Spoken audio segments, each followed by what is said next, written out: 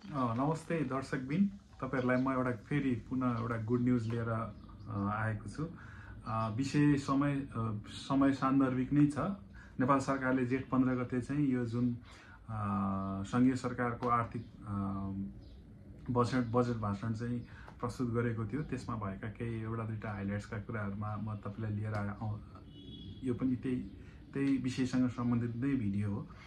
So अब यो आर्थिक वर्षको बजेट भाषणमा अर्थमन्त्री विष्णु पौडेलजीले चाहिँ एउटा के कुरा चाहिँ उल्लेख गर्दिनु भएको छ भन्दा, जुन चाहिँ यो अब स्पेशली यो एन्टरप्रेन्योरहरुको लागि चाहिँ एकदम अब हुन्छ नि, जसले चाहिँ उद्यमीहरु जुन चाहिँ नेपालमै बसेर चाहिँ केही गर्न चाहना इच्छा भएका व्यक्तिहरु हैन, व्यवसाय पनि होस्, आफ्नै ठाउँमा सबै आफ्नो लोकालिटीले आफूलाई पनि चिनोस् र आफ्नो परिवारसँग पनि बसेर यही देशमै केही गरौँ भन्ने त्यस्तो सोच भएका त्यस्ता व्यवसायहरुलाई हैन, त्यस्ता स्टार्टअप व्यवसायलाई चाहिँ के भनेको छ भन्दा 5 वर्षसम्म चाहिँ आयकर चाहिँ छुट गर्ने भनेर चाहिँ भनेको छ। यो चाहिँ सरकारले चाहिँ 10 करोड सम्मको चाहिँ वार्षिक कारोबार गर्ने स्टार्टअप व्यवसायहरुलाई चाहिँ स्पेशली भनेको हो। त्यस्तालाई चाहिँ के भनेको छ भन्दा 5 वर्षसम्म चाहिँ आयकर चाहिँ नलाग्ने है भनेर चाहिँ यस्तो व्यवस्था पनि यो बजेट भाषणले चाहिँ जारी गरेको छ। So good news for those entrepreneur हैन, जसले चाहिँ अब आफ्नै देशमा केही गरौँ भनेर स्टार्टअप गर्नको लागि चाहिँ अब initiate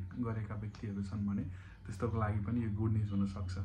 so thank you for watching my this clips.